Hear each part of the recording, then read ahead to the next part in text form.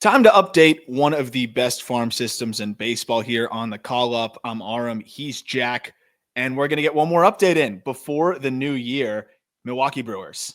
This system, I've talked about it in terms of I think it could be the best system in baseball. I think that caught some people by surprise. I know we talked about it a little bit yesterday when you were putting together the names to watch.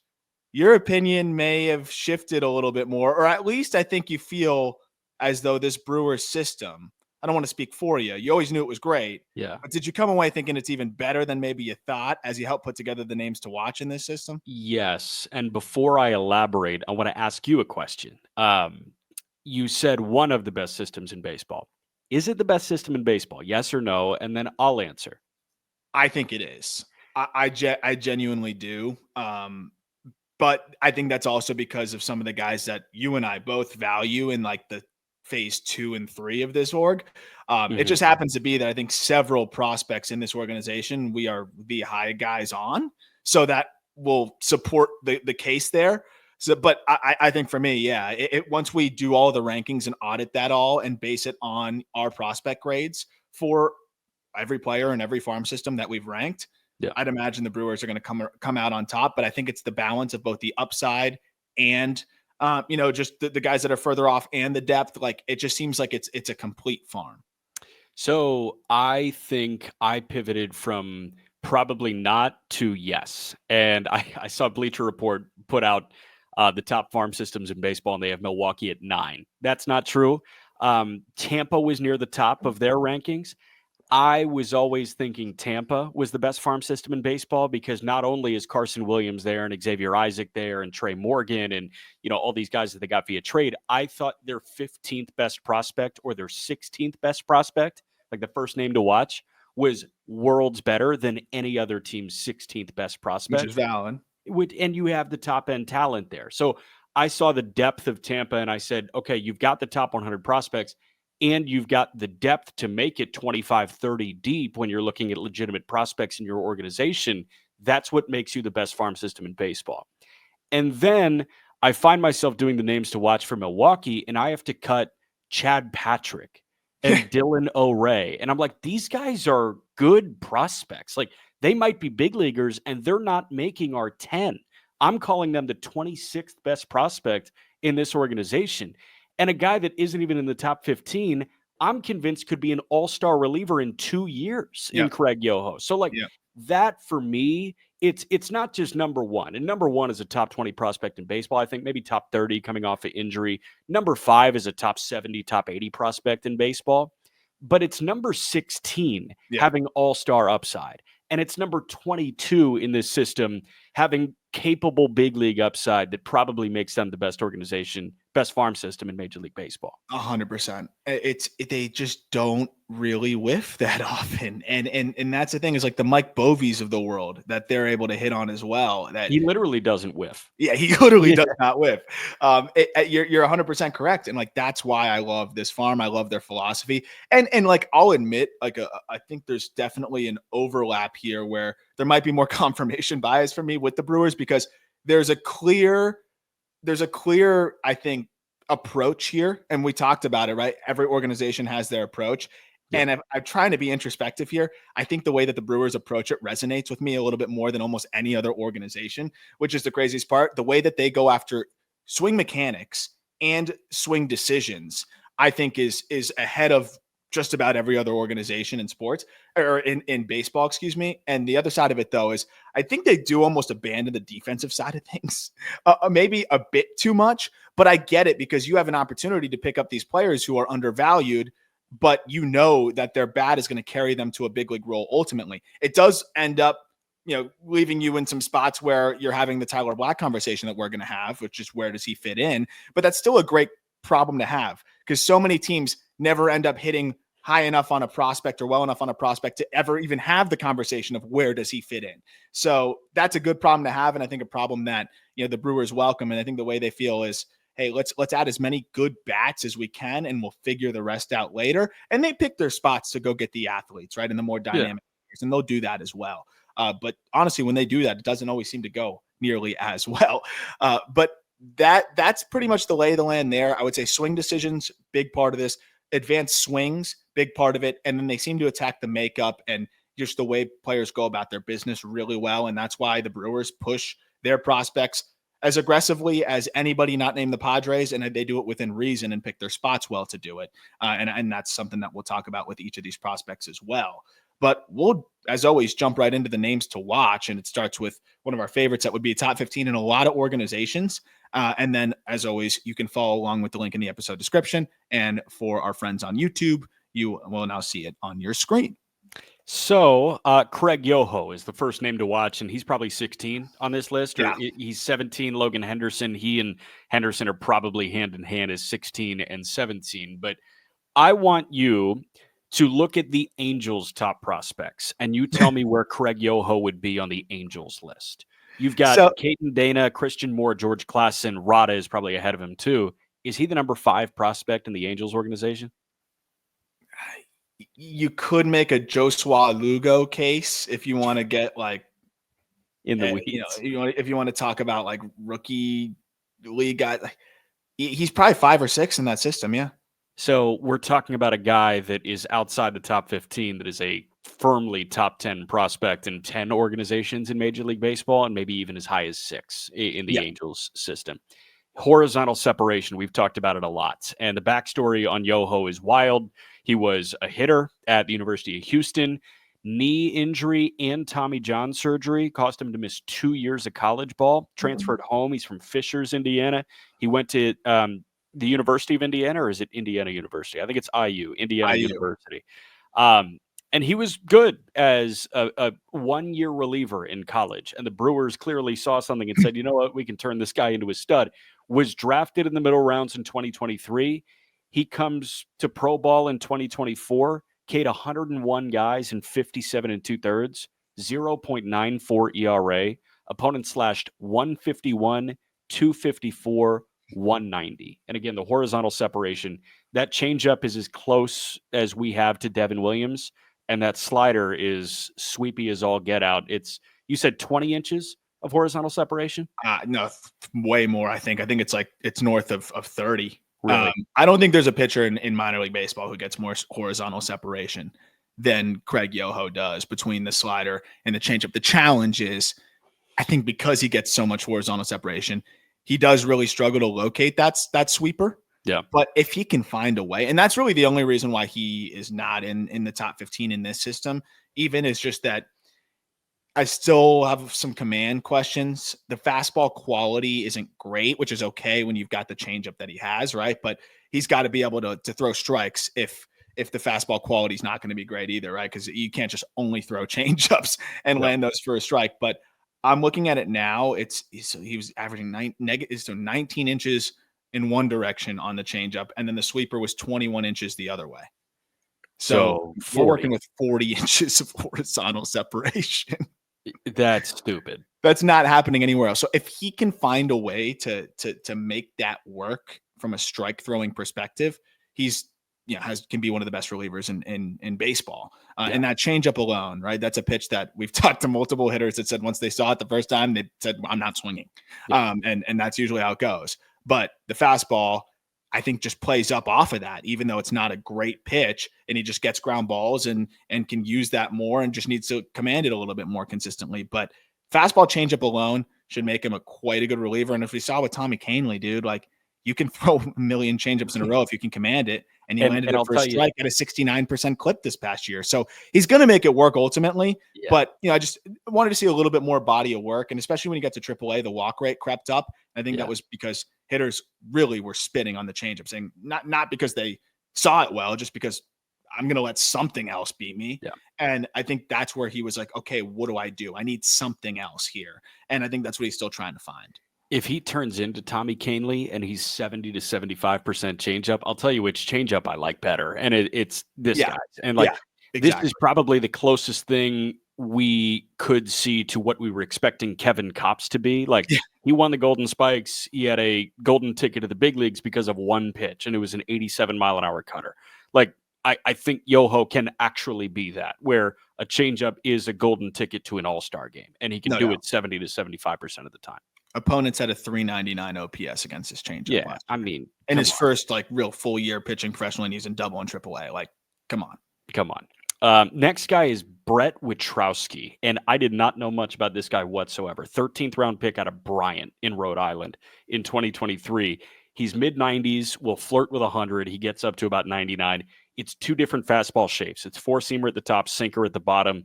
He's got a sweepier slider to go with that. You would think hard slider typically complements that, but he sweeps it a little bit, and he was good. Like, command was a bit of a problem at points, but he wasn't striking out as many as you would think. But there was a lot of success there in his first year of pro ball. This is a guy that's probably a top 15 prospect in a fair amount of farm systems as well. Just you've got the pitch mix here. Still just 22 years old. You mentioned like there's intrigue to the way that the stuff kind of works off of itself, but I don't know if anything jumps off the page. I don't know if there's that clear plus pitch just yet. And as you mentioned, the command is even though the walk rates weren't gaudy, like a fair amount of just non-competitive pitches. So just trying to find that consistency, and the secondary command could be a little bit better as well. But this still looks like another good identification here as a 13th round pick. Already looks like a steal in that regard. But execution and feel for the rest of his arsenal needs to come along a little bit. Yeah, this was a guy that I had some trouble. Like, it was him and Chad Patrick that I kind of came down to. And I gave Carlos Rodriguez the benefit of the doubt because he just turned 23 years old. And Carlos Rodriguez already has 3 big league starts under his belt. This is a guy that is a kitchen sink starter, and he was really good in his first 2 minor league seasons. 236 minor league innings at a 2.94 ERA. That blew up when he got to Nashville in 2024 to a 4.5. But he seems like the guy that's going to try and kill you with paper cuts, where it's a 6, maybe 7 pitch mix on a given day. Cutter and changeup are the 2 that I liked when I got a live look at Carlos Rodriguez. I think he's going to continue to get big league starting opportunities with Milwaukee. I think it's as a spot starter, but he's there. He's a big leaguer, and he's 23 years old. Yeah, the youth helps for sure. And I think for him, there's also like this layer of execution that has just not always been there. There's been outings though when that changeup is there, like he was dialed in and was pretty tough to hit. And in the live looks I was able to get in AAA at points, and just even looking at the video, there's unique shapes throughout that arsenal enough to where he gets a lot of in zone whiff. I think it's still trying to figure out how he wants to sequence it, because you mentioned kitchen sink. All of the following pitches he threw 12% or more of the time last year. 4-seam, changeup, cutter, curveball, sinker, slider. So, I mean, just trying to figure out what works best and how to attack hitters, I think is something that's still a work in progress for him. But, sitting more 92, 93 this past year, like I think closer to 93 on the season, I think that helped a lot too, where at times we saw the velo wane. He's going to, I think, be able to kitchen sink his way into being a back end of the rotation arm. But yeah, it's just trying to figure out exactly what that looks like. Yeah. Next guy is Bryce Mekich, who was the Brewers' 3rd pick in this past year's draft. And this is all reading that gets you here, but this is kind of placing trust in the Brewers knowing what they're doing. They saved a bunch on Braylon Payne in the first round. They saved a bunch on Blake Burke in the competitive balance round. And then they spent on Mekich. It was a $2.5 million signing bonus. Slot was about 1.5. So he got almost $1 million over Slot at 57th overall. It was interesting because they took Mekich, who's a New Jersey prep right-hander, and then 10 picks later, they took Chris Lavonis, who is a New Jersey prep right-hander. He did not sign. He went to Wake Forest. So that's a name to watch in college baseball this year. But Mekich, a guy that was up to 95 in showcase settings, and apparently a decent feel for curveball, slider, and change at this point. So you're banking on the Brewers knowing what they were doing with the starter's arsenal. Yeah, I don't have a ton on him either. Wasn't even able to get a ton from like just the summer circuit, but he's got a projectable body. So the video I was able to see seems to create some vert there. It just seems to have a natural feel to spin it in general. So it's definitely one of the guys I'm very excited to see what it looks like when he makes his pro debut. And we're going to talk about Josh Knoth in a second, who doesn't have near the stuff, I think, or the capability to spin it that Mekich has apparently flashed. And he handled a pretty aggressive assignment as an 18-year-old in low A. So I'm excited to see what Mekich is going to be able to do as a 19-year-old, really, in this first full season. Bishop Letson is the next guy. Here's a deep cut for you. You remember Jaden McDaniels at Washington? he was not a fun college basketball player to watch Yeah. whatsoever. Yeah. But it was like, but think about how much weight can be put on that frame. Like, think about the projection here. He was the guy that drove me insane with the projection. This kid's 6'4", 170, and he's like repeatable mechanics that make you think that 89, 91 is going to tick to 95, 96 when he actually puts meat on his bones. So, like, we'll see. This is a projection bet, but opponents hit under 200 against him in 63 and a third this year. He was very protected. I think it was 16 appearances spanning 63 and a third. Yeah, there's some people in the industry that really, really like Letson with the kind of funk that he brings to the table. Nobody hit him well, obviously. I mean, a 195 opponent batting average, but there seems to be just a knack for creating a ton of extension and vert here. He is as close as it gets to like the Carter Capps operation, where jumping he's like forward. He's like jumping off the rubber a little bit. So he gets elite extension. I'm looking at some fastballs here where he's getting 7.6 feet, 7.7 feet of extension. Like, he's literally Carter Capsing, like jumping off the mound a little bit before he throws. So getting that kind of extension, even in the low 90s, you average 93 on the fastball, but from almost 8 feet, like, that's outrageous. This is definitely a guy that could, pitch his way into the top 15. I'm just trying to see the consistency. Like, can you repeat that? He seems to be when he throws and with the arm action and everything, but like, can that jumping off the rubber be that repeatable as it has looked in low A? Maybe. But I'm just interested to see what that looks like. And also just the feel for the secondaries with him as well. Other thing, can it be as repeatable as it was in low A at 195 or 200 pounds as opposed to 170 pounds? Like, there's not a lot of weight that he needs to worry about moving forward and getting it timed up. Like, he's kind of operating like a feather right now. So. Yeah, exactly. But when you watch him, it does look repeatable, but it does also look like it's a pretty exhausting process when he's kicking off the rubber like that. Right. Next guy is Luis Lara, and this was a tough decision to have him on. Like, he was a slider big time. Yeah. He looked like a 70 grade future hit tool at one point, and he was signed for over $1 million. That just hasn't been the case over the last year and change. This year, he hit 245 in high A, and then he went to the fall league and he hit 256. Like, somewhere you got to see a guy who is tiny and has no juice hit 300, and he just hasn't done it yet. No, this was definitely a miss for me. I did a guy that I liked for a while, and I still think it can be a fourth outfield type. Like, he still just turned 20 years old. But this is one of those instances, though, when you have that approach of let me go more polished and advanced. Sometimes those guys are kind of maxed out and don't really have much more to tap into. And I think that's kind of what we saw with Lara. Like, he was exactly what he looks like now at 18 years old and 17 years old. And that was really impressive in low A. But if you're the exact same player in high A a couple years later and in the Arizona Fall League, it's not impressive at all. And you start to slip pretty quickly. And that seems to just kind of be the case here with him. He just hasn't seemed to get any better in really any department. Yeah. KC Hunt is exactly why the Brewers are better at identifying arms than your favorite team is. Like, it's absolutely insane what they found here. This guy had an 8.5 ERA and 33 walks in 39 innings in 2023 at Mississippi State. And he signs as a non-drafted free agent. And in 2024, his first year of pro ball, 189 batting average against, a 203 ERA in 102 innings between low A, high A, double A. Interesting note from Mississippi State Athletics. He's the third Mississippi State Bulldog to win Brewers minor league pitcher of the year. Brandon Woodruff in 2016, and then Ethan Small in 2021.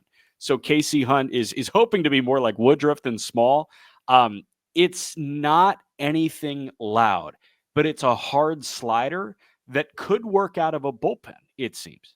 Yeah, that slider is gross. I mean, he dominated hitters with it last year. They hit a $130, huge in zone whiff rate, huge chase rate. Fastball gets above average carry, even though it's in the 92, 93 range. And he's got this kind of short arm delivery that I think helps it play up. This is a fun mix, man. I definitely think this is a big league arm in some capacity. And I think a swingman type potentially, because he does mix in, decent curveball and a bigger slider. But I agree, like the fastball and shorter slider cutterish situation that he has there, that hybrid pitch would be enough to put him in a bullpen, I think. Yeah, I think so. And could be 2025 because he's 24 years old already. He spent 4 years at Mississippi State.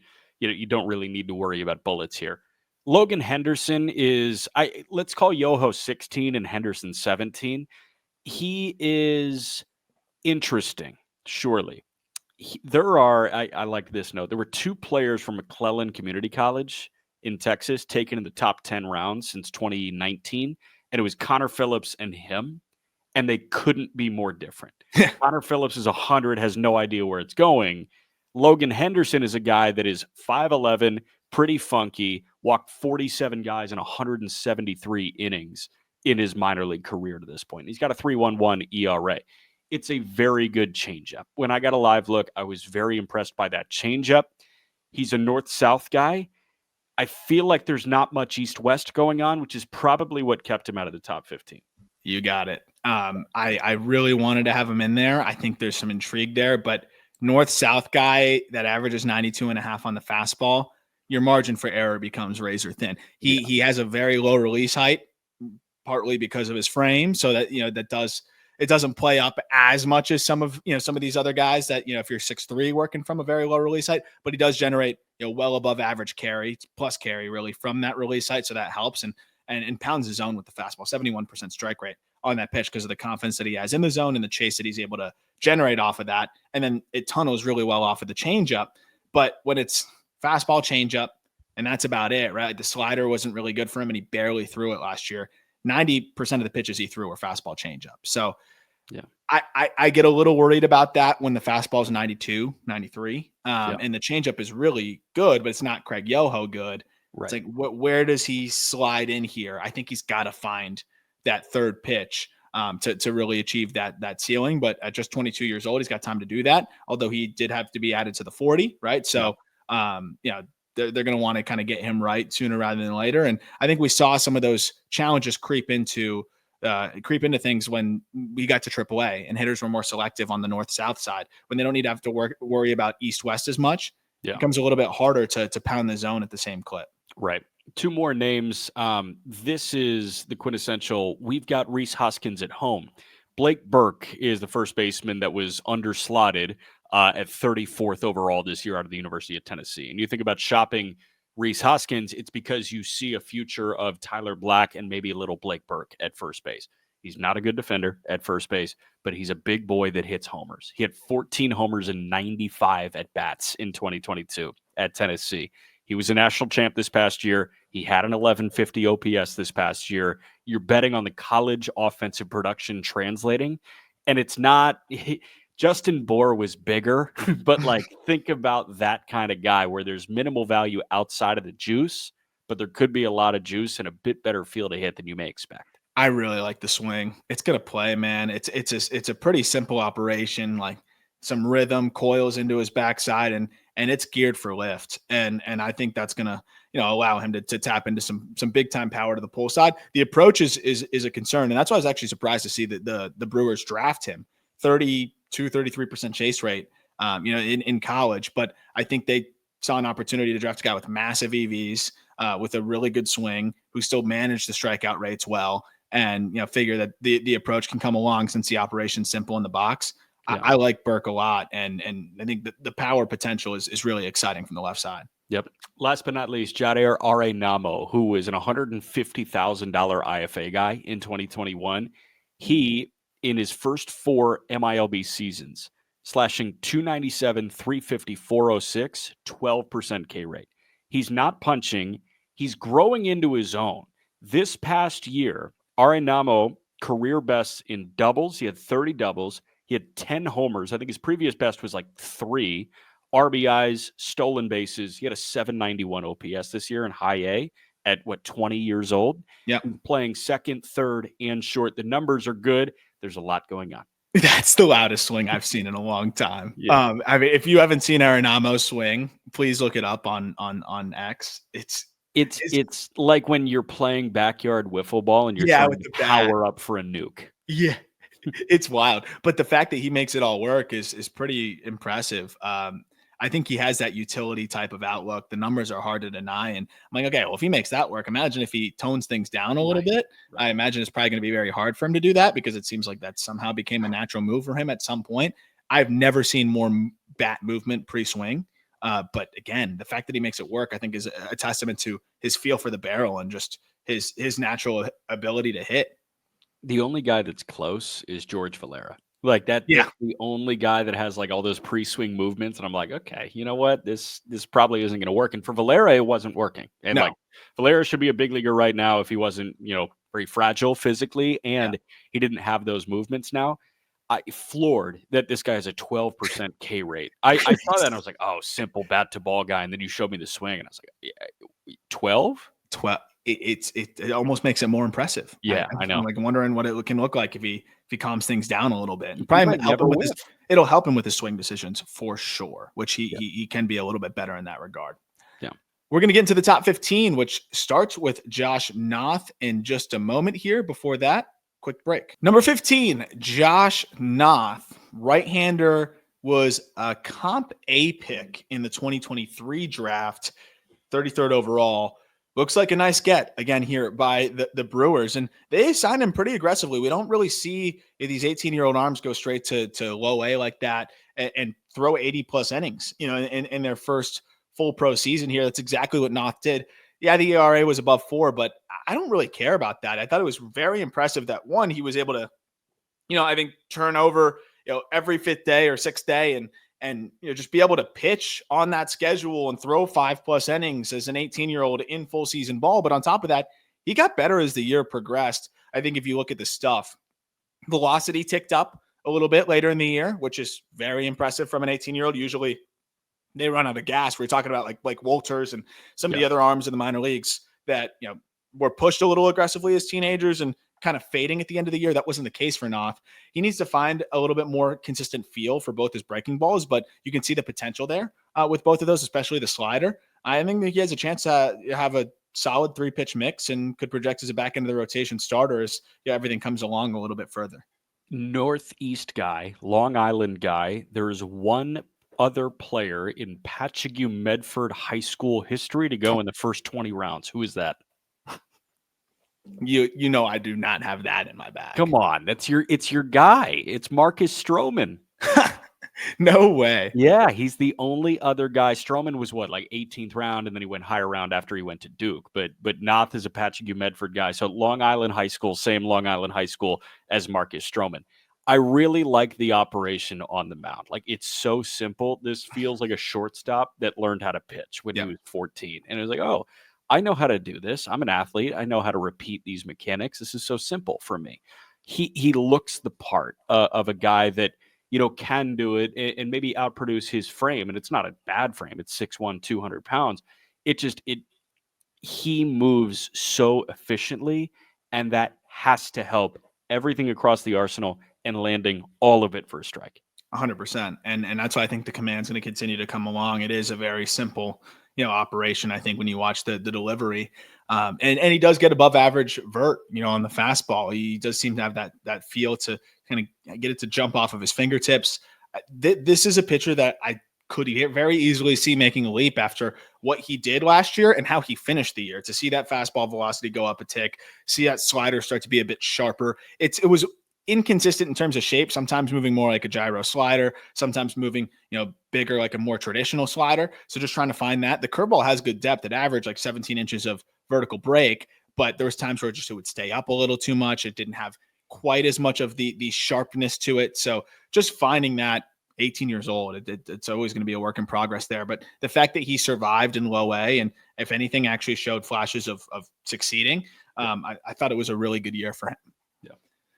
We get to number 14, which it was a little bit more of a roller coaster year for Brock Wilken, but third baseman who, if you look at the slash line, it looks bad. If you look at WRC plus, which accounts for the environment that he's hitting in, which was the Southern League, he somehow turned in an above average season in the eyes of WRC plus, which is wild when you go through that Southern League slash line. But he also had an unfortunate year, right? Where early in the year gets hit in the face with a pitch, multiple facial fractures, and that can really throw off your entire year. And from a mental standpoint, obviously a physical standpoint, he got back relatively quickly for such a serious injury, and thank goodness he was okay, and put up all right numbers. We saw the flashes of the ability to elevate to the pull side, which allowed him to hit 20 home runs, but also, he's a guy that the exit velocities were above average with metal. Now they've trended closer to average with wood, and the whiff has crept into his game a fair amount.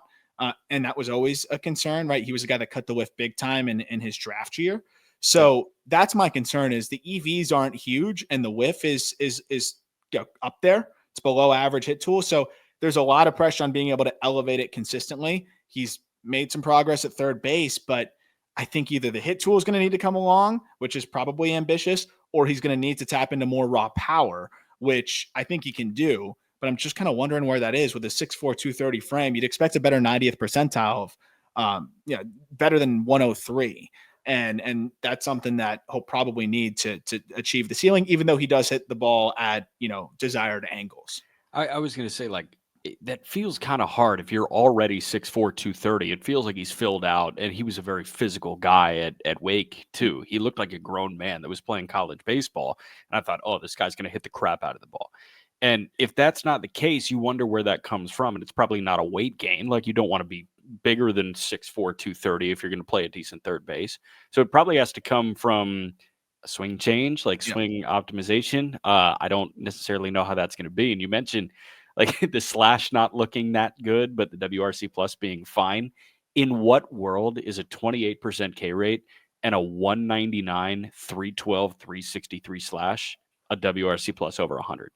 The Southern League in 24, and it was a 105. Come on. Welcome to the Southern League, man. It sucks. I feel so bad for those guys. It's absurd to try to survive there. And then I don't know if he ran out of gas or whatever, but that was part of the reason why I'm like, oh, well, he's going to go and have a good Arizona fall. He didn't. He very much struggled there. And again, when I'm looking at the operation in the box, he seems to try to keep it simple so that he can make more contact, and simplifying helped him make more contact in that junior year. But I think there needs to be a little bit more going on there, a little bit more separation and tension built, because his hands just kind of sit a little crowded. It's just a step and go. And there's not enough violence there, I think, to really tap into that pop. And he's not going to magically, I think, improve a contact rate that is, well below average. I think that's going to be a lot harder to do in the professional ranks than jumping up from a 69% contact rate.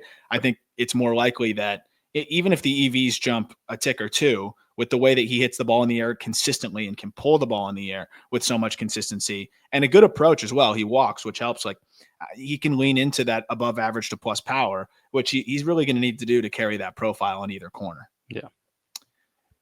Number 13, Luke Adams, a guy that I was really excited about this past year, and I still am. He fell more of a result of the rest of the system, but also I think it was me getting a little overzealous on the data and maybe not looking as much at the moves and how that may translate against more challenging competition. Adams is a really intriguing athlete. He's 6'4", 210, 220 pounds. He's an above average runner. He hits the crap out of the ball when he connects.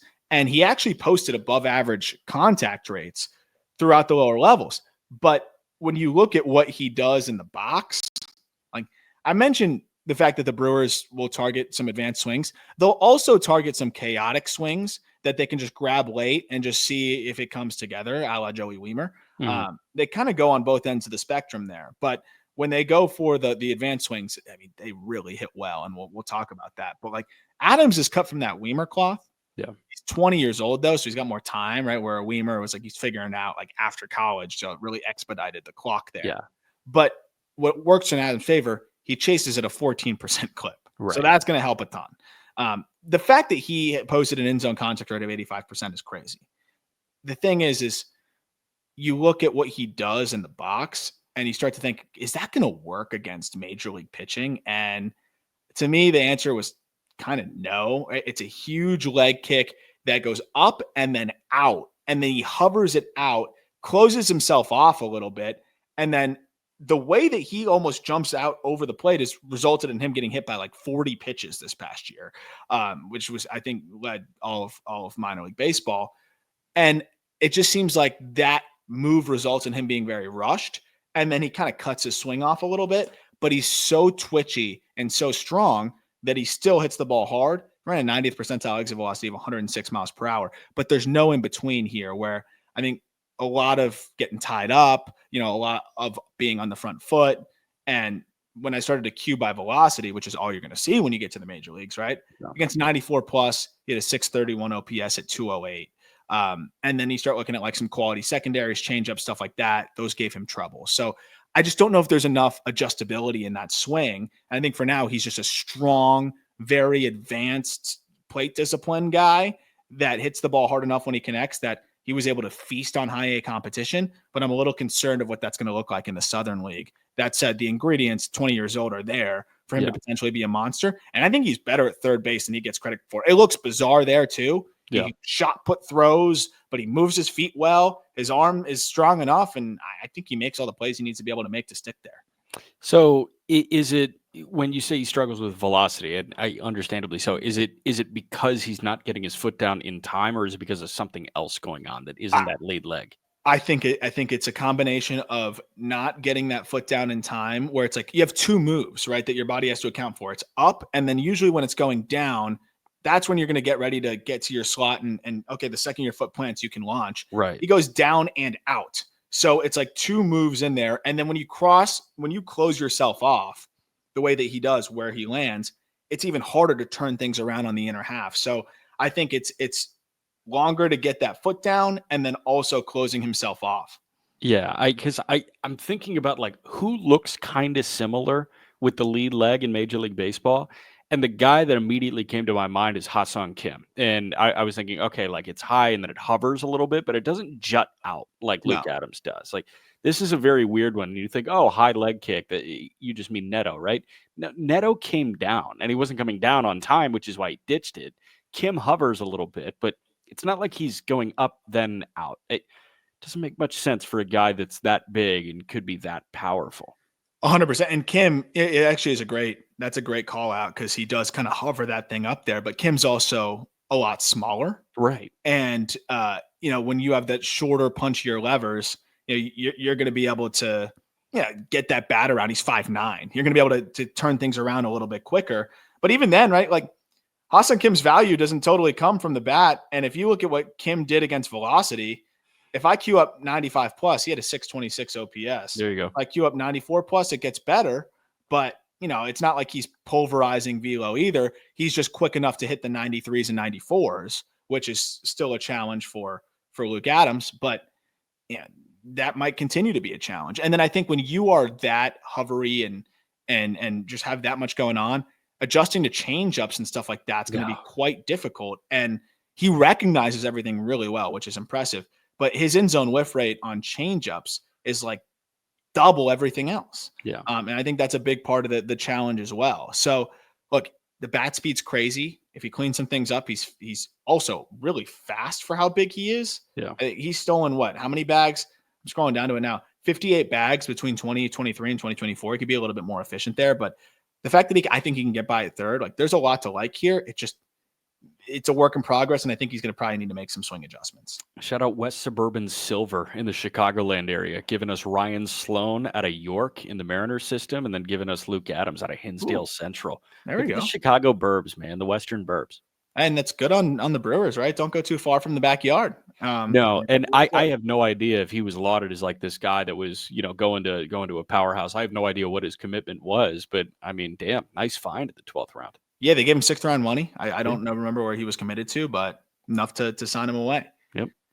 Number 12 is Caleb Durbin, who we've talked about a ton on here, so don't need to rehash as much. Acquired by the Brewers in that Devin Williams deal alongside Nestor Cortez.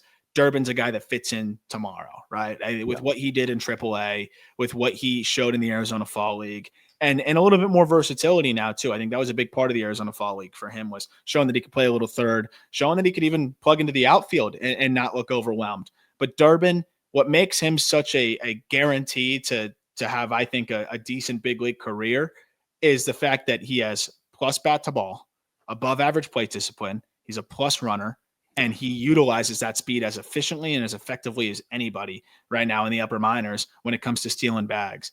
He's as good as they come in that regard. He spoils tough pitches outside of the zone, but he doesn't even chase that often. So when he does chase, he's going to be able to hedge that issue. And then now the fact that he plays a really good second base. I think he's got like a 990 career fielding percentage at second base, but you can put him at short in an absolute pinch. He's developed enough to look like he can play a passable third. And if this guy can plug into center and left a little when you need to, I think he's that perfect super utility type. But I also think, like, if you have all of your other spots accounted for, there might be enough offensive upside here. Yeah. Maybe just enough to be that everyday second baseman with the defense and speed that he brings to the table. Yeah. I want to ask about that and check in again on where you see the puzzle. Like, where does that piece fit into the Brewer puzzle? But is that the first time fielding percentage has ever been cited on the call-up? Yeah, I had to when I saw 990 at second base for like 300 games. That's 99%, folks. Yeah. I mean, yeah, I heard you say fielding percentage. Yeah, I don't think I've ever used that. What? It's like I've heard errors committed, and I know that's antiquated, but fielding percentage, I love that. I want to check in again on how you think the Brewers are going to line up on opening day. Do you think that I think that it's going to be Turang at short, Ortiz still at third, and Durbin at second. They could do something else, and Durbin could be a bench piece and a Swiss Army knife. Yeah, I don't know. Like I don't know. They haven't said anything. I can tell you, like, what I would do is I don't know how good Turang is at short compared to Ortiz at this point now. That Ortiz has been on the left side a little bit more, but was playing third, and Turang has been, really settled into one of the best second basemen in baseball. And I think both could play a really solid short, but who plays the better short would be an interesting conversation. Yeah. I think if you were trying to put everybody at the best spot to succeed, like overall, I do think that what you said makes the most sense. Because I do think that you are stretched a little thin at third base if you put Caleb Durbin there. I think Caleb Durbin at second is a well above average defender, but then you're moving a platinum glover from there. But then you're putting him at short where he'd be above average. And then you'd have Joey Ortiz at third where he'd be well above average. So you would take away the platinum glove at second base. But could you get a gold at short? But you could potentially, I think you would get an above average at short. Yeah, not a gold. And then you'd have an above average at third. And maybe a gold if Ortiz continues to get more comfortable with just the footwork and everything that goes into third. Like was a plus shortstop. So that's the juggle. And I'm sure there's a whole analytics department that deciphers what's more valuable, right? Yeah. Platinum glove, average and above average, or above average, above average, above average. Right. I don't know. But here's the beautiful thing about it. They have these options now. Yes. And they didn't even really have those options with Oliver Dunn, because with Oliver Dunn, it was kind of just, can he get by there? Or Monasterio. You've got this combination of, it's like fart noises. Yeah. And now you've got a speedster that looks like he can get by at third, but also play a really solid second base, which helps a ton. And I love that they have these options. Yeah. I would probably go with what you're saying, but honestly, I think it's so razor thin that it's such a cop-out answer. Like, I'd actually have to be at the field in spring training watching, because like I think it's that close. It's literally just who looks more comfortable right now, and let's roll with that. And I'm really interested to see what they do in that regard. But I want to see Durbin get more ABs, and I hope he does get a ton of ABs, because I think this is a guy that the skill set's going to translate. 90% in zone contact, doesn't chase, elite base stealer. Which, by the way, if you combine the Arizona Fall League and his AAA stint, which he missed time, 60 of 65 in the stolen base department. It's fine, not bad. Not bad. Crushes lefties. Historically didn't do it as much this past year, but I think he can do that. I like the fit so much, and I just think the floor is so high. Yeah. Number 11, guy that we can't add too much on, but this was a show that was very much pounding the table to get Robert Gasser a big league opportunity, because we felt like it was crazy how long it was taking for him to finally get that big league nod. We said if he wasn't on the opening day roster, we were going to start to make some noise and complain. He gets an opportunity. He looks really good at the big league level for 5 starts. And unfortunately, Gasser goes down with a torn UCL. So we're not going to see him until probably midway through this coming 2025 season, maybe a little bit later than that. I would think so. Maybe like September, you get some ramp up starts ready for 26. Awesome guy. Got to talk to him last spring. We had him on the show. He very much was like, I'm ready to go. I'm ready for the big leagues. Yeah. And he was, and he is. Nothing jumps off the page. It's an average fastball that plays, I think, slightly above. It's an average cutter that plays slightly above, and it's an above average slider. But his command has come a long way. And it's 2 fastballs, right? He's got the 4-seamer and the sinker, which helps. And it's a deceptive release. Like, he's funky. It's 3/4. And I think that really allows everything to play up. It's a high probability 5-starter, man. And maybe a little bit more than that. And I think the Brewers are very much going to be happy to get him back in the rotation once he's healthy. Yep. There is one thing that jumps out to me, and it's 1 walk and 3 hit by pitches in 114 hitters faced to start his big league career. Like, he went 28 innings and walked 1 guy. You think he was focused on something there? Yeah, I think so. Like, wow, man. If he got up and was confident enough to attack like that, I mean, who knows how guys feel after an elbow surgery, whether it be the brace or Tommy John. But if he comes back and retains that confidence that he had in his first taste of Major League Baseball, this is an exciting 5-starter, not just a 5-star. No, a very solid one that I think could be closer to a 4. And it's wild. The second to last start before his elbow presumably went out, he went 6 innings, shutout, no walks, 7 Ks against the Cubs. Yeah. His average fastball velocity in that start was 94. Then next start, he goes 5 innings against the White Sox, only allowed 3 earned runs. His fastball velocity dropped to 91.7. So it was almost like he had this adrenaline jump. His fastball ticked up, and then I think the elbow might gave out there. But that just was showing you, like, maybe when he comes back from TJ, if he's throwing 94, because he was more, 92, 93, would grab the 4s. But if he's sitting 4 from that arm angle with the 2 fastballs, he's comfortably then a number 4 starter, I think. You know what series that was? Brewers fans are going to remember that series where he dropped to 91.7. Tommy Pham is barking back. Oh. We ain't taking that from the Brewers. Oh, man, that feels like a lifetime ago. Yeah, I know. We go. What a game. Tommy Pham, is he signed? No, he is not. No, of course not. Number 10, Luis Pena. Talk about crazy DSL numbers this past year. $800,000 international signee in 2024. Immediately to the DSL he goes, and immediately an impact was what we saw. Plus wheels. It's hit and plate discipline over power for sure. But I think has the ingredients to potentially stick it at shortstop. Above average arm, moves his feet well, obviously. It's just kind of reading hops and internal clock is not great. But this guy put up video game numbers at the DSL thanks to his polish and just the feel to hit. The swing needs some refinement. Like, it's very separated upper half, lower half wise. Like, it seems like he almost strides and lands before his hands do anything. And he's kind of an armsy swing at this point, but he has a good feel for the barrel and he's twitchy enough to where he sprayed line drives everywhere. And I think there's gap to gap power here with 70 wheels, potential to stay on the left side of the infield, plus plate discipline, above average hit. Like, it's going to be a very dynamic player. It's just very early. So I was going to ask, like, who is he? But the numbers are comical. He was producing in every which way, except really in the power department, like you're keying into. And 25 present. It's not fun to see, especially paired with a 40 present hit tool. But he's so young, and it feels like those numbers are kind of validating like what you can be excited about. And I feel like that is the case with a lot of DSL guys, where hey, you walk a lot, you don't K, you swipe a bunch of bags, you hit for a high average. Those are the guys that make you want to monitor. And if you see enough underlying, that will get you really excited about what's to come versus guys that are signing for $4 million and they're hitting 270.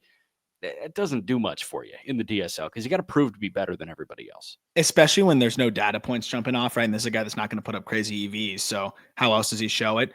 Ton of contacts against fastballs, sub 20% chase rate, motors.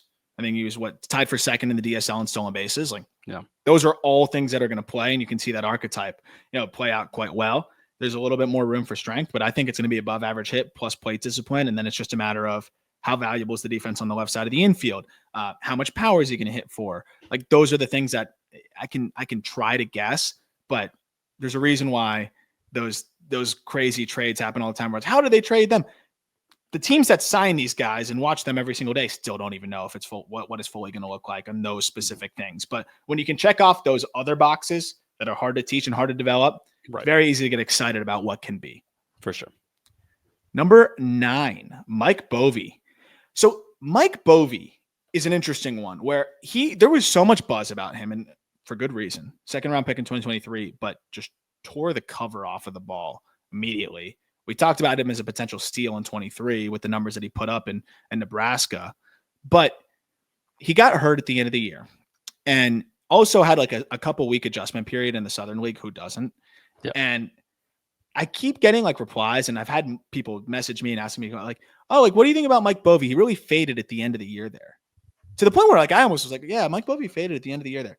He didn't really fade at the end of the year, but besides the part where like he got hurt at the very end and ended the season prematurely, he absolutely mashed up until injuries. He got hurt, I think, on 2 different occasions, and they finally, I think, called it for him at midway through August. Yeah. But this dude ended up putting together ridiculous slash line in the Southern League. We're just talking about how hard it is to hit in the Southern League, not for Mike Boeve. It's a question of, what's going to be there beyond that, because there's not much positional like value there. I think he looks okay at third, which could be enough, but could end up moving to first base. But the EVs are fine. Hard hit rate of 44% this past year, which is very good.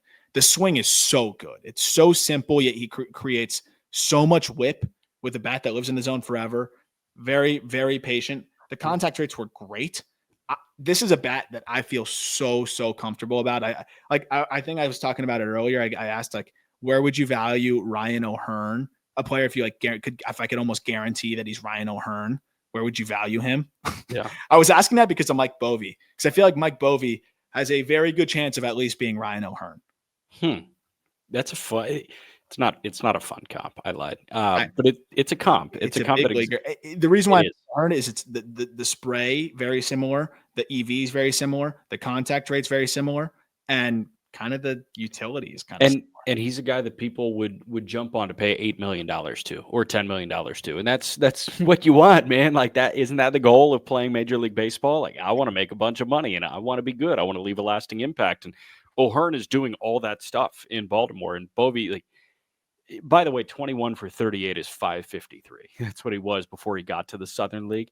He K'd 5 times in 38 ABs. He had 21 hits in 13 games. And then you mentioned the slash in the Southern League. Like, all of a sudden, he decided to tap into a little bit of power where he had, 21 extra base hits, 6 home runs. I know the home run totals by year don't look good, but 107 games, 11 homers, you can feel pretty decent about that. And he hits the ball just so hard consistently. He's going to have a ton of doubles. And I think he's getting more and more comfortable with elevating more consistently. And that's something that he cut the ground ball rate a decent bit. And I think we saw that in the Southern League. But the way that his swing is designed and the way that he moves in the box, he's set up to be able to hit everything. And that's why he had an OPS north of 900 against fastballs, but his OPS was around 850 against everything else. I think that's really impressive, especially considering he's playing in the Southern League, and also working to hit the ball in the air with more consistency. So if he's hitting 10 to 15 home runs, but he's walking and hitting a ton of doubles and all that good stuff and hitting for some average, this is a valuable bat. And I think he's a very, very high floor bat. No doubt. Number 8, Cooper Pratt. Very buzzy name. Guy I like a lot, but I think I'm on the lower end of the spectrum here compared to some others with Pratt. I like him. We saw him at the Futures game, really picking it well too on the left side. I think has a solid shot to stick it short, which helps his profile a ton. Advanced field of hit for his age was a big reason why he was drafted and why they overslotted him and why he was a big target out of that draft class.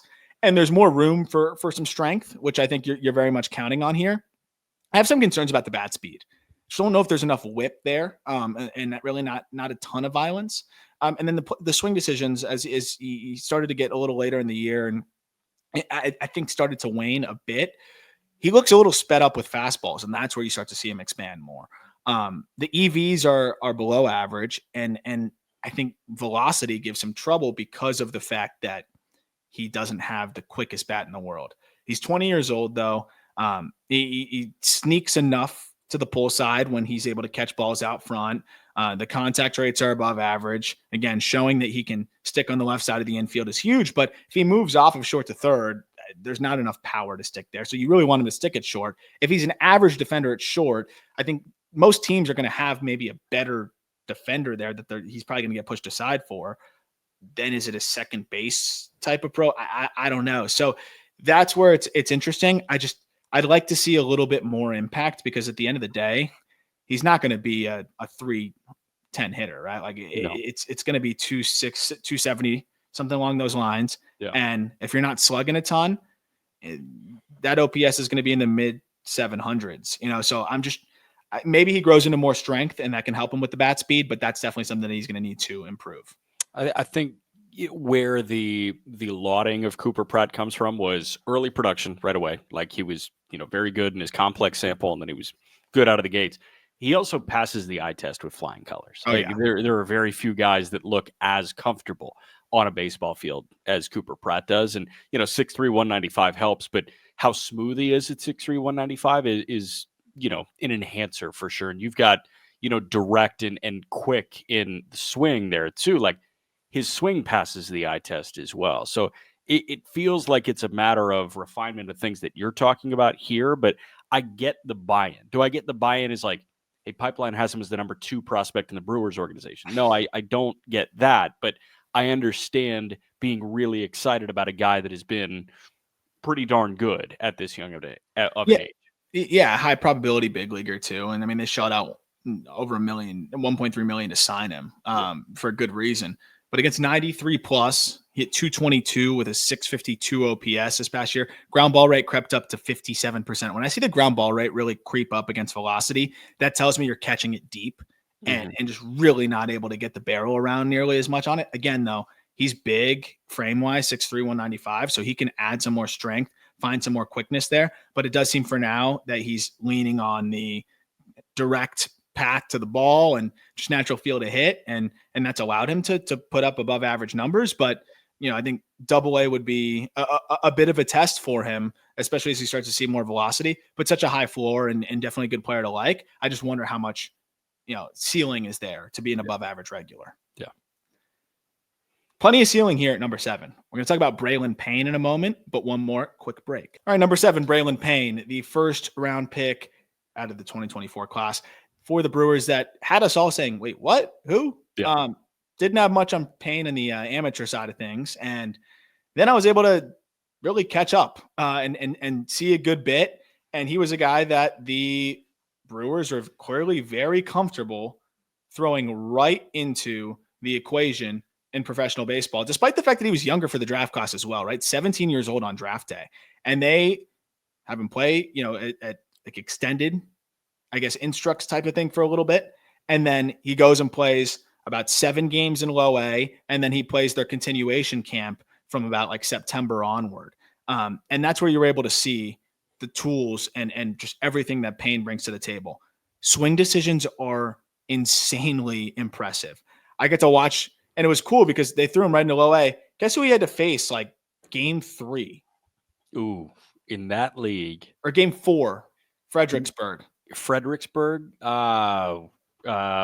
Sakura? Yep. Yeah, there we go.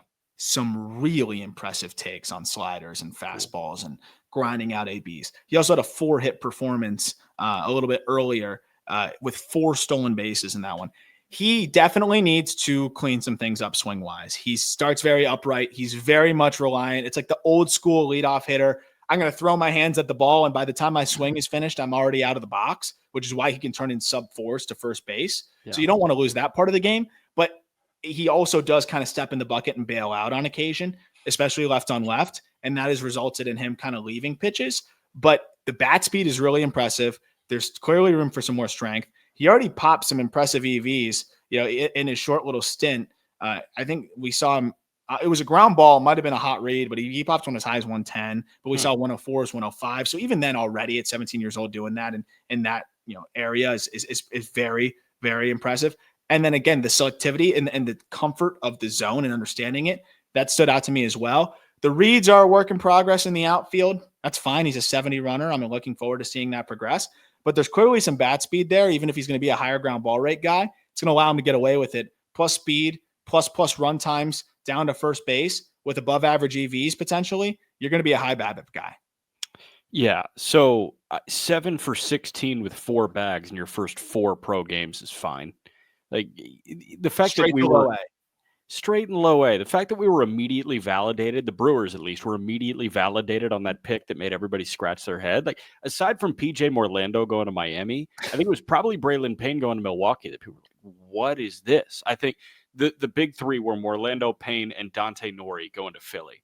And Nori and Payne are 2 guys that absolutely freaking fly. And Payne just seems like the much more advanced guy compared to Nori, who also got to low A. Yeah, and more potential too. He's freaky. Like this is a tooled out youngster. Yep. I can't wait to see. And with the way the Brewers have kind of helped with swings and stuff, he starts to get that lower half more involved. There's going to be some more power in there. With the wheels as well. Like this is a really dynamic player. The one part that was hard for me to read is the hit tool, because I'm wondering, as he makes some adjustments and, or if he doesn't, how much contact is there going to be made there? Because it's really early and the swing is very hand-eye driven and it's hard to predict on that stuff. But it looks like it can at least be average. Yeah. Get to number 6, Tyler Black. I don't think there's anything that we can necessarily tell you that's new about Tyler Black, right? He's a good field to hit, great knowledge of the strike zone, good runner. Where the heck does he play defense? I think that's the question that the Brewers have long been trying to figure out. They threw him in center field at one point. He fractured his scapula.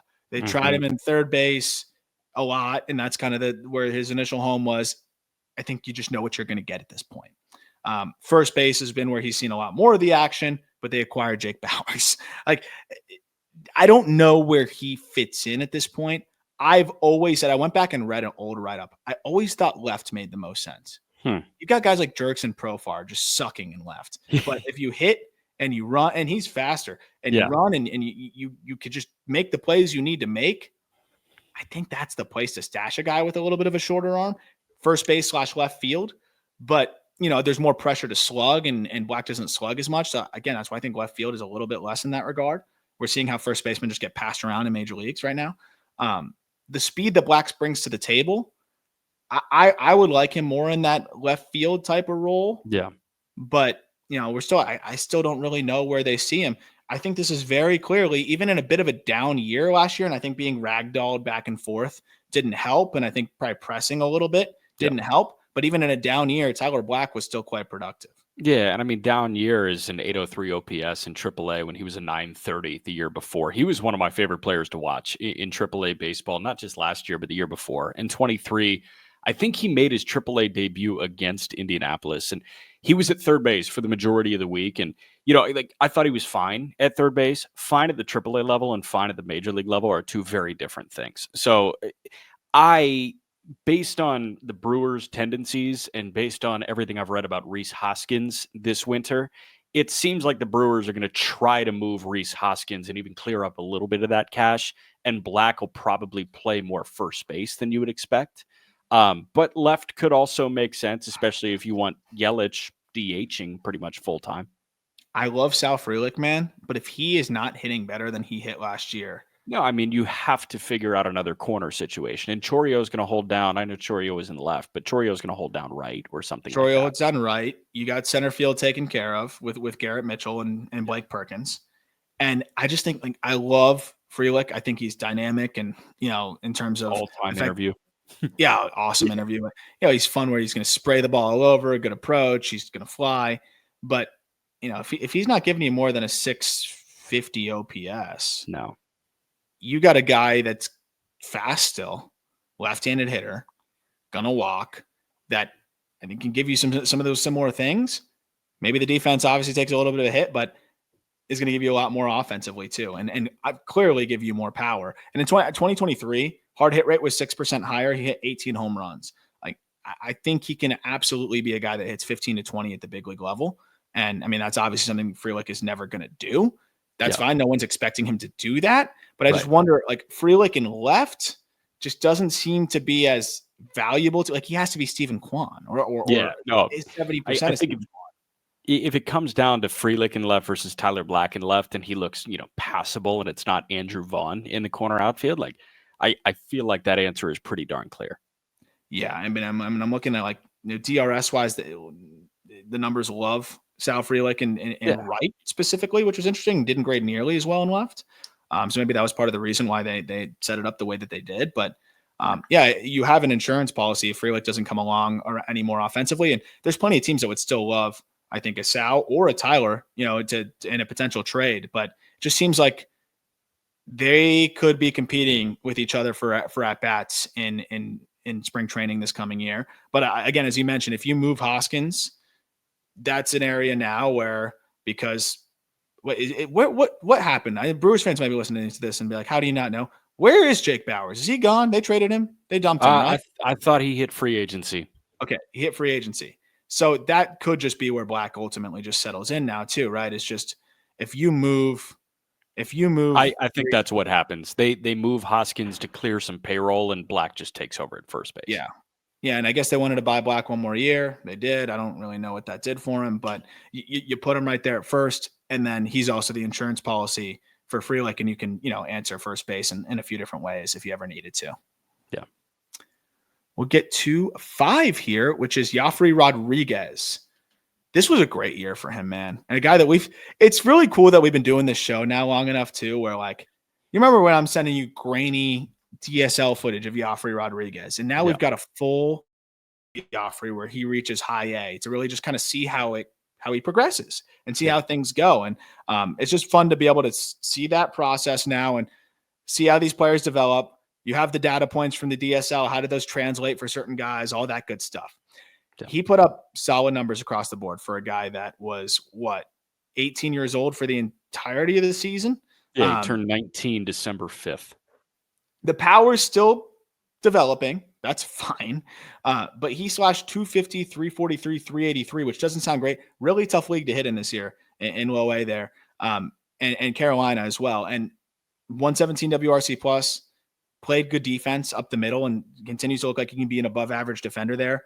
I think as the swing continues to come along and he grows into his strength a little bit more, and also just gets more comfortable on the base paths, he can be kind of those above average tools across the board type of guy. But to see what he did, I think, in low A at 18 years old, it really validates everything that we were talking about when he was at the complex, as a guy that I think could really just be this high floor, well-rounded player that also has a chance to be an above average everyday center fielder. Yeah, no doubt, man. He's not somebody that I got to watch much of, but he was somebody that I checked in on consistently because you were like, this guy.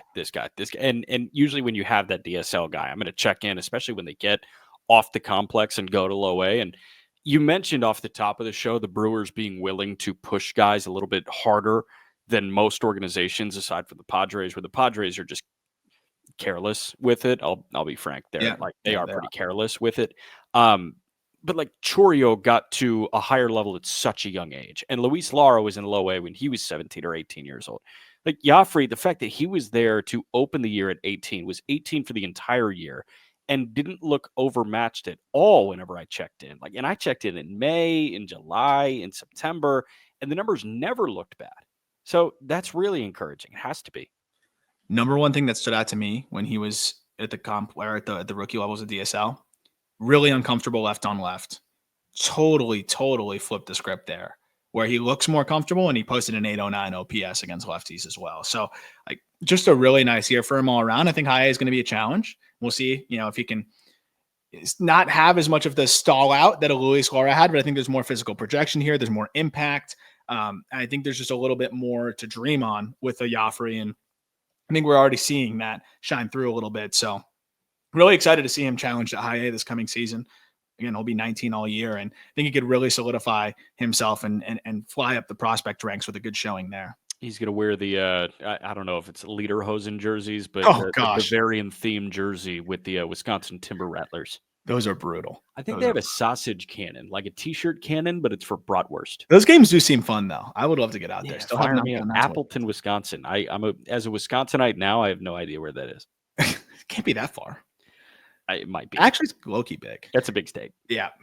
Number 4, speaking of big, this is a big dude. Yeah. 6'4", 225, Eric Bitonti. In this process, this is the player that I fell in love with the most. Obviously, we kept up with what he was doing last year, but being able to watch all the swings and just see everything that he did, this guy rakes. And it makes sense that they targeted him over slot, 3rd round, 2023, as just a masher too.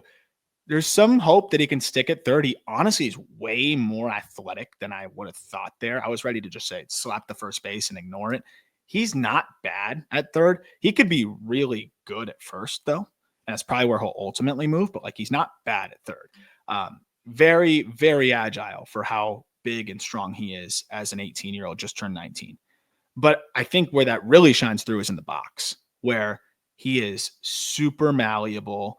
There's no reason why a guy that's that big, that strong, and that young, who swings with that much violence, to be as adjustable as he is in the box. When he's fooled, he's still kind of able to hold the back hip. In his B swing, he's going to be able to still catch the ball out front and drive it with authority. When he looks sped up, he still is able to kind of shorten up and turn things around on the inner half. When he is dialed in and trying to get his A+ swing off, in an advantage count, you'll see him hit gargantuan home runs. This guy's swing is way ahead of his years. He's going to strike out because he's a big dude. It makes sense.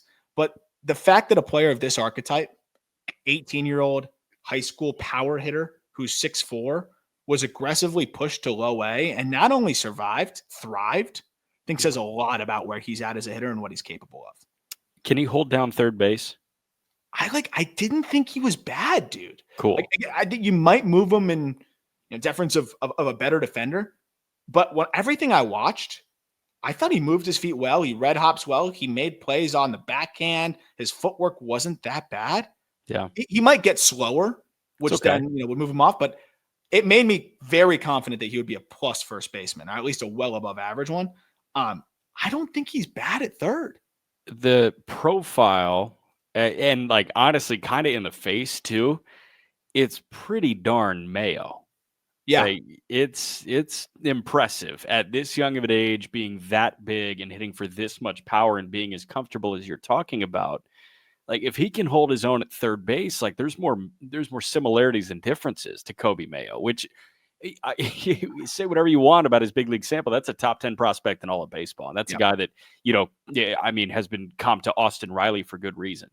I think you can make a case that there's components to his offensive game that are ahead of where Mayo was too. Which ones? The fact that he's getting into his game power the way that he is. Yeah. Mayo had to cut the ground ball rate pretty significantly from high A to double A. Okay. And Bitonti's 30% ground ball rate. I think Mayo was a little bit better bat to ball wise at that stage, but I think if Bitonti was trying to put the ball in play more, he could have done that. This guy was trying to elevate consistently. I also think he's hitting the ball a little bit harder. He had a home run of 111 this year, 2 more 110.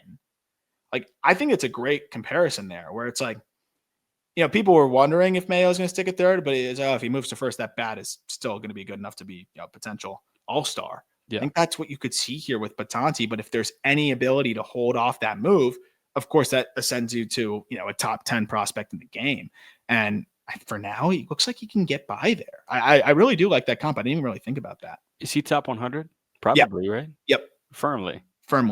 What this guy did in low A, dude, and the other thing that I forgot to mention, he's got a big strike zone, right? 19% chase rate. At his, where he's at in his career, being a big power swinger like that, to produce an 805 OPS as an 18-year-old in low A, and then also 8 home runs in that span too. Yeah. And then also not chase. I'm a huge fan. He hits lefties well too. Where real quick is the cutoff, you think, in terms of top 100 guys? Are there 6 top 100 guys in this system? Just off the top of your head, it's not solidified. Yeah, I would say so. So Payne is 7. Is Payne top 100? He might be on the outside looking in. Right on the outside, just got to see a little bit more. Okay. 6 top 100 is up there with pretty much any other organization in baseball. And we just talked about the depth too, right? Yeah. Jacob Misiorowski, whether he's a reliever or a starter, he's a top 100 prospect. And we saw how good he can be as a reliever. We've talked about this a lot. I don't know. They said they might let him try to start again a little bit. Would you? No, he should close games he should close on opening day. I would just look at Mason Miller. Dude. Look at Mason Miller. That's it. And I brought this up on the show previously, but when I got a live look at Misiorowski, I was eyes glued to the research portal after every single pitch, and I texted you jargon that I have never used before in my life. Every single fastball. I was shocked. I was like, who is sitting next to Jack? I mean, dude, it was velo, release height, spin, extension, vert, like every single aspect of his fastball is elite. You have 80 future. It's an 80 fastball. And from 6'7", 200, the delivery is absolutely insane. And then you watch the video right behind home plate and you get as close as you possibly can to a hitter's point of view. And you like start screaming obscenities. It's like, how can I freaking hit this? Nobody can. Especially the way to go about it with Misiorowski, the starter, is shrink the zone and cheat for a fastball that he tugs down a little bit. Because guys have said like when he tugs it down, you can get to it a little bit more. You're saying cheat for an 80 grade pitch? Yes, correct. That's the only way to be able to survive against him. So that the thing is with a starter, he's got to be in the zone a little bit more. He's going to inherit base runners. He's going to have to be a little bit more careful. And I think that's where the selectiveness can start to mount on him. As a reliever, he can just go right after you, man. And like, if he does put a guy on, he can go right after you again. And just high octane. You're not going to be able to just be selective because it's later in a game. You're not going to just want to try to like work the count nearly as much. You're not going to get multiple looks at him. Like it's just going to be totally different. And that's why I don't think it's a coincidence that as a starter, not that it was good either way. I mean, nobody hit him either way. Opponents hit 180 against him. As a reliever, opponents hit 080 against him. Legitimately, the only way to be able to compete against him is to try to cheat for an outlier fastball and hope that he puts it in the bottom half of the zone. Yeah. And that's because he sprays. But with the command and the fact that it's a very high effort delivery, I think putting him in relief with that fastball, as you mentioned, like he could flick the glove up and in shorter spurts, good luck. And then being able to just flash the curveball and cutter would be enough to keep hitters off balance. But again, as a starter, you can't flash it. You got to establish those. And I just don't know if he has the command to establish those. 55% strike rate on the cutter, 60% strike rate on the curve slider curveball. Yeah. It's okay, but it's not good enough, I think, to be a starter. This guy could be one of the best relievers in Major League Baseball. Right. Do you want to go gray and pull your hair out with him as a starting pitcher, knowing that there's so much promise here, but sometimes it just doesn't look like it? Or would you rather let him be an electric factory for an inning every other night? And I would much rather that. And what's interesting is the curveball strike rate, small sample, but as a reliever, jumped up to 65%. Okay. So I wonder, like, if there's just a level of just being able to lock in. I bet it's mentally committing to ripping it. Like every single breaking ball that you have in a 1 inning spurt, I personally think will tick up because you have the opportunity to rip it. A changeup's a different beast because it's a feel pitch. And a fastball, like sometimes it's a feel pitch too, just based on your overall mechanics. If you're trying to overthrow, that thing will get crazy. But like it's not like your curveball is going to get worse in shorter stints because that is a pitch that you are ripping. You're ripping it. Yep. Yeah. Fastball strike rate to the same point though. 59% as a starter. 64% as a reliever. And remember, this reliever stint was in AAA mostly, where the zone's tighter. Yeah. So I mean, this guy could be one of the best relievers in Major League Baseball. Mason Miller was a top 100 prospect even when he moved to the bullpen for us for that same reason. I think he can do a lot of similar things with a little bit more development command wise. And well, you know, why waste any more bullets in AAA? You move Devin Williams, he's ready to go. Yeah. Number 2, Jesus Mate. Talk about DSL prospects that we're excited about and all that good stuff. It's a name that we were talking about from early last year. The second he got on my radar, I was very, very excited to just continue to follow this guy. Switch hitter, plus speed, elite swing decisions. I think can grow into at least above average power, hits the ball really hard. It could be plus when it's all said and done. The bat speed is outrageous. For a guy that was 16 years old at the start of the season, he doesn't turn 18 until I think like May, a week into May. this guy is just otherworldly in terms of the talent. That's why we talked about it. Like I've mentioned it on some other shows as well, some guest spots I did. Like I think he has as much upside as just about any prospect in baseball. And when you have a switch hitter with elite bat speed, elite swing decisions, plus wheels, at his age, where he's going to be 17 for another 5+ months. Yeah. Like this guy is crazy. The numbers are hilariously perfect. Like, give me a number that looks bad for him. You could say that he put the ball on the ground slightly too much. What percentage was that? 48%. Yeah, I mean, if it's not over 50, I'm not batting an eye. Yeah, especially when you hit the ball as hard.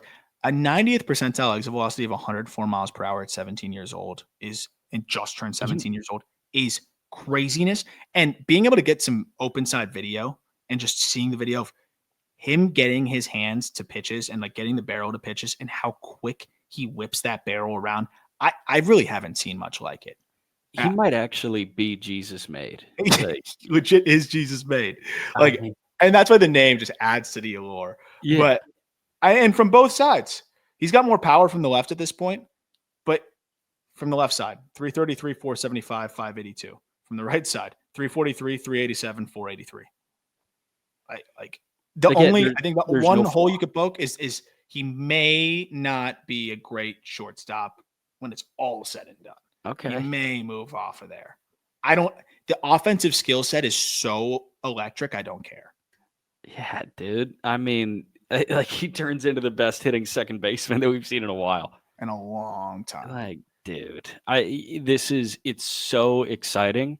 And I'm more excited for 20 days from now when the new IFA class becomes public on SpotTrack and I can go through the all-name team because we're going to find the next one. We found him. Yeah, you sent me his name way before I even knew what his swing looked like. The day he signed, him and Iverson Allen and Juan Colorado in the Giants system.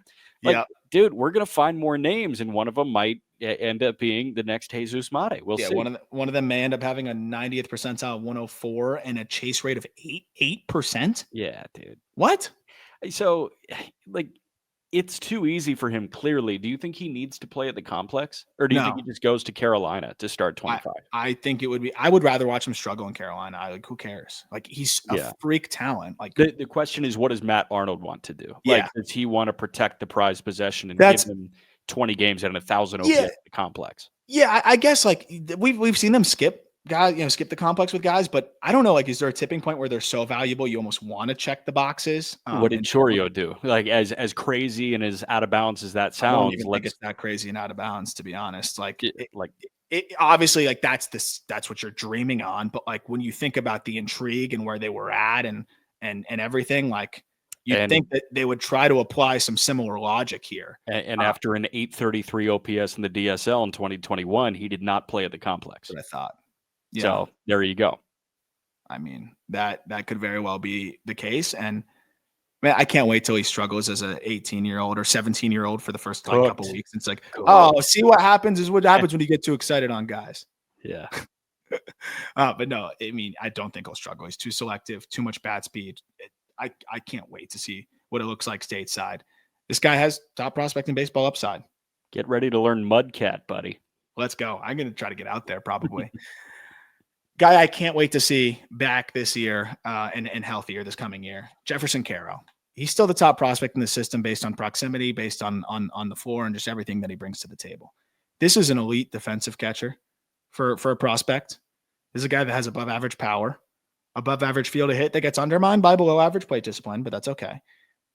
In this Brewers organization, where they have helped take William Contreras from guy who Braves thought should play left to well above average catcher. I'm imagining Quero and the big leagues, under the tutelage of their staff and everything as well. How good can this guy get defensively? Yeah. He is one of the best run stoppers in the minor leagues. We'll see how the arm comes back, from the torn labrum. And he's a great blocker, great receiver. He might be my favorite defensive catcher to watch. I watched him. I was going through some old AFL video and a couple throws that he made from the knees that were crazy. He is so quick back there, moves so well. He's such a good athlete. It's just coming down to how he looks off the injury. but he was able to play in their continuation camp at the end of the year. So he's going to be full bore ready to go for spring training and everything. But I mean, this guy has above average offensive potential and then plus defensive, ability behind the dish. Yeah. That's a potential to be one of the better catchers in baseball. Yes. So here's my dream for the Milwaukee Brewers. And now is when I walk you through where Tyler Black plays first base. They trade Hoskins. Black plays first. We talk about the rest, and this kind of encapsulates the rest of the prospects that we talked about as well. You've got Durbin at second. So Black at first, Durbin at second. Terang moves to short, Joey Ortiz at third. I think you cycle Yelich between DH and left field. And then you've got Frelick in left. You got Chourio as the everyday right fielder. Then you have that platoon of Garrett Mitchell and Blake Perkins in center. So Yelich is playing a little bit of left field and DHing a bit. When Yelich is playing left, and say you get 80 games out there, William Contreras goes to the DH spot, and Quero gets to catch. Ooh. And then Quero sits. You put Quero in a bunch of fortuitous positions for him. Like, put him in the best situations to succeed. When you don't see that situation, have William catch and have Yelich DH. I like that. I could get behind that. And what about, he's never played it in the bigs, but I wonder like a little first base action for William Contreras, how he would be there. I wonder. It would be interesting. Like, because that's another option though. It is. And so if people are wondering, like, where do they fit in? They will find ways to make both these guys fit in. And you know what? They're probably not going to pay William after that anyways. Or they'll realize maybe we have to because Quero doesn't look ready or whatever. I doubt that happens because he's too good defensively. The only thing that I think the downside of a Quero would be the approach undermines him offensively too much. So it's just when he runs into home runs, which he still will because he hits the ball hard, and he has a good enough field to hit to where it'll be a 250 batting average, frustrating, or 260 batting average, frustratingly does not get on base as much as you want, still hits 20 home runs, and is a plus defender across the board. And you're still looking at an above average catcher. Where I think it can come together even further is the approach doesn't undermine his above average hit tool. He's closer to 275, 20 to 25 home runs. And then all of a sudden you're looking at one of the better young catchers in baseball. I do see that like JT Realmuto starter kit in a lot of ways. Like it seems like there's a lot of skills that overlap with JT. And what percentage of base stealers do you think Quero's thrown out in his professional career? Oh man, 40. Very close. It was like 37%. Yeah, like that's absurd number. Nutty. No, in the minor, none of these pitchers are fast to home plate. They're all slow as hell. No, and sometimes we've got like these weird disengagement rules before that even came into play in Major League Baseball too. Like they experiment with everything to increase stolen base likelihood in the minor leagues. So he's working against not only his pitchers but against the league itself. Yep, great point. And he was younger than everybody, like at every single stop. So I really see that. Like I think there's a lot of overlap with Realmuto, and I think that's what you can dream on if it all works out. Yeah. That would be a great scenario. So hopefully he comes back healthy. By the way, still just 22 years old for the entirety of next season. So he'll play AAA most of the year. See how things go. Obviously, you have a perfect backup, at any time if anything happens to Contreras. But I think the timeline is late in the year or early next year. He's breaking camp, but I think late in the year he should be there. Milwaukee is going to do what Toronto fans wanted the Blue Jays to do with Kirk and Gabby Moreno, and catchers are going to coexist, and it's going to be euphoric to watch. I can't wait. It's going to be a lot of fun. Hopefully the Orioles do something similar with Basayo sooner rather than later as well. We'll see. That'll do it for this episode. I hope you enjoyed this conversation around one of baseball's, if not baseball's best farm systems, the Milwaukee Brewers. If you're listening on audio, remember, you can just click that link in the episode description to go read all the write-ups and everything that comes with it. We'll have another episode later this week. I don't know if we fully decided on what it's going to be yet, but it'll be something fun. If you missed that 2020 redraft, that was a blast. Go check out that last episode as well. Any final thoughts, Jack? Trivia. LeBron James turns 40 today. So LeBron is, I think, the first NBA player to play a game in his teens, 20s, 30s, and 40s. I found one guy to play Major League Baseball in his teens, 20s, 30s, and 40s in recent memory. I like, tell me if I'm missing others, but in recent memory, I'm thinking like since the 90s. Do you know who I'm thinking of? Julio Franco? No, did he do it? Let me check. I don't think so. Julio Franco played from 82 to 2007. No, he debuted at 23 years old. Okay. I got no idea. Teens, 20s, 30s, 40s. The only guy that I saw was Alex Rodriguez. Huh. And he played like 10 games in his 40s. He turned 40 the year that he was unceremoniously forced to retire. But if you find any more, feel free to shoot me a message or mention both of us on Twitter and let us know. Oh, yeah, I would love that. That sounds great. I'll try to think of some too. That's a good trivia question. But yeah, right. We'll have maybe some more for you next week, or not next week, sorry, later this week for our next episode, probably on the other side of the new year. Have a happy new year, safe new year. Mentioned on the Just Baseball Show, Ubers are really easy to get. Hop in one of those if you need to. Look forward to talking to you guys on the other side of the new year.